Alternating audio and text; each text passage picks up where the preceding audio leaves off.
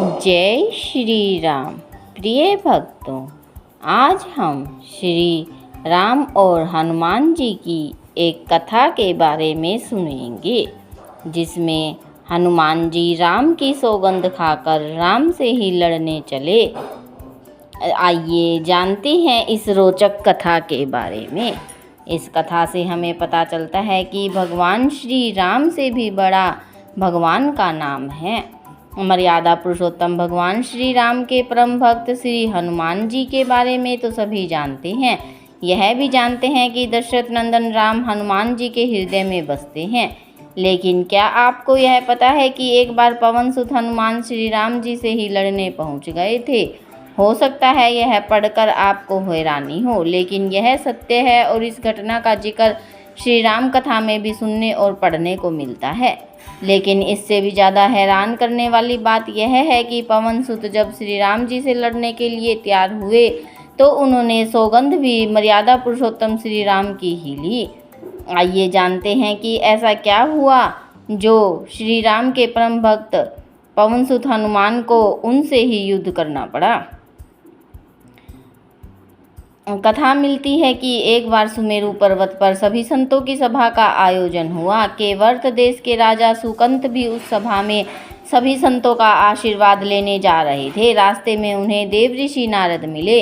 राजा सुकंत ने उन्हें प्रणाम किया। इस पर श्री नारद जी ने उन्हें आशीर्वाद देकर यात्रा का प्रयोजन पूछा। राजा सुकंत ने उन्हें संत सभा में आयोजन की बात बताई। इस पर नारद मुनि ने कहा, अच्छा है, संतों की सभा में जरूर जाना चाहिए। ऐसा कहकर सुकंत को जाने का आदेश दिया। सुकंत जैसे ही सभा में जाने के लिए प्रस्थान करने लगे, तैसे ही नारद जी ने उन्हें आवाज़ दी। इसके बाद कहा, जिस सभा में जा रहे हो उसमें सभी को प्रणाम करना, लेकिन ऋषि विश्वामित्र का अभिवादन बिल्कुल भी मत करना। इस पर सुकंत ने पूछा, यह तो उचित नहीं है। तब श्री नारद जी ने कहा कि तुम भी राजा हो और वह भी पहले राजा ही थे, अब संत हो गए, मत करना प्रणाम। राजा सुकंत ने भी ठीक वैसा ही किया। सभा के समाप्त होते ही विश्वामित्र जी श्री राम जी से मिलने पहुँचे। वहाँ पहुंचकर उन्होंने बताया कि उनका अपमान हुआ है। वह इसे भूल भी जाते, लेकिन यह तो संत परंपरा का अपमान है।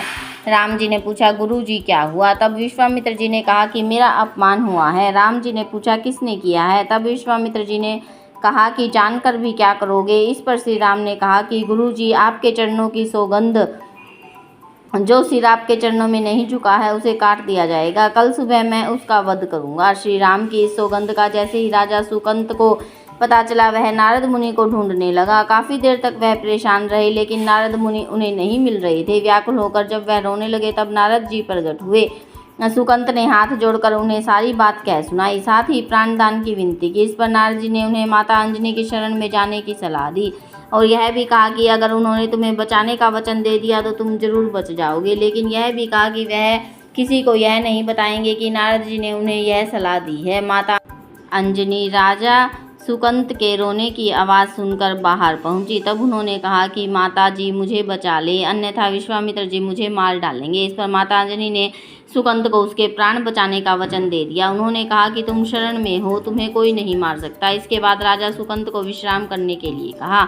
हनुमान जी ने जब शाम ढले, हनुमान जी को सब बात का पता चला तो वे माता अंजनी के पास पहुँचे, लेकिन सुकंत को बुलाने से पहले पवन सुत से सौगंध लेने को कहा। तब श्री हनुमान जी ने कहा कि वह श्री राम के चरणों की सौगंध लेते हैं कि वह सुकंत के प्राणों की रक्षा करेंगे। तब माता अंजनी ने राजा को बुलाया। हनुमान जी ने पूछा, तुम्हें कौन मारना चाहता है? तब सुकंत ने बताया कि श्री राम उन्हें मार डालेंगे। इतना सुनते ही माता अंजनी हैरान रह गई। उन्होंने कहा कि तुमने तो विश्वामित्र जी का नाम लिया था। तब राजा ने कहा, नहीं, वह तो मरवा डालना चाहते हैं, लेकिन मारेंगे तो श्री राम ही।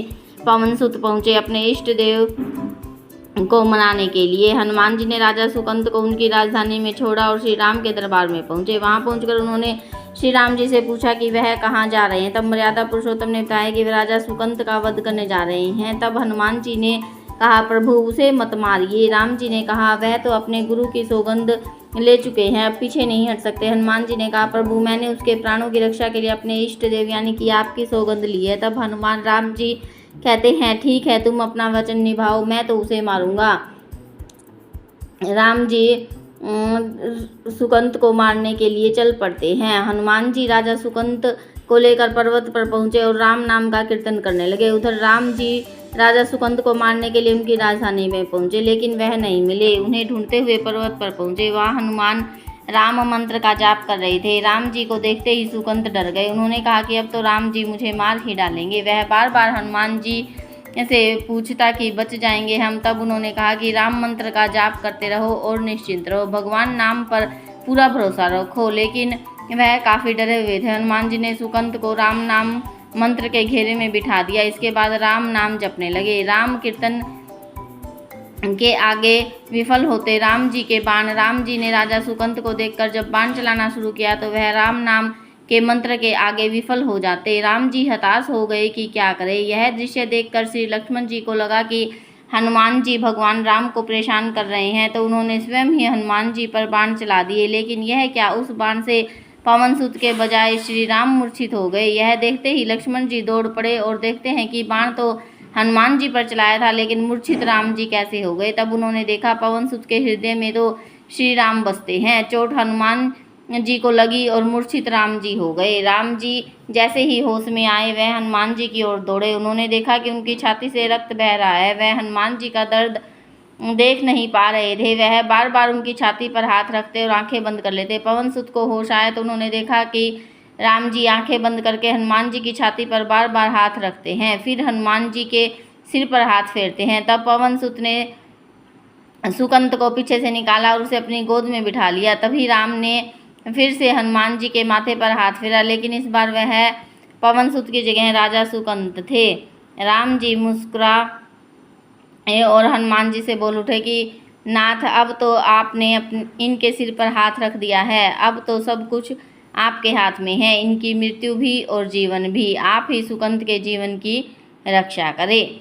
राम जी ने हनुमान जी से कहा कि जिसे तुम अपनी गोद में बिठा लो उसके सिर पर तो मुझे हाथ रखना ही पड़ेगा, लेकिन गुरु जी को क्या जवाब देंगे। तभी हनुमान जी विश्वामित्र जी के सामने से आते हुए दिखाई पड़े। उन्होंने राजा सुकंत से कहा, जाओ, तब प्रणाम नहीं किया तो क्या हुआ, अब कर लो। राजा ने दौड़कर विश्वामित्र जी का अभिवादन किया।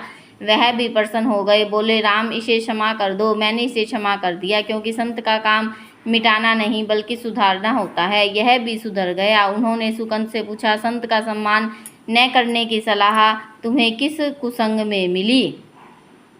राजा सुकंत विश्वामित्र जी से कुछ कहते इससे पहले नारद मुनि प्रकट हो गए। उन्होंने सारी घटना कह सुनाई। तब विश्वामित्र जी ने पूछा कि नारद, तुमने ऐसी सलाह क्यों दी। तब नारद जी ने कहा, अक्सर ही लोग मुझसे पूछते थे कि राम बड़े या राम का नाम बड़ा, तो मैंने सोचा क्यों ना कोई लीला की जाए, लोग अपने आप ही समझ ले कि भगवान से अधिक भगवान के नाम की महिमा है। जय जय श्री राम। तो प्रिय भक्तों, ये थी आज की हमारी कहानी।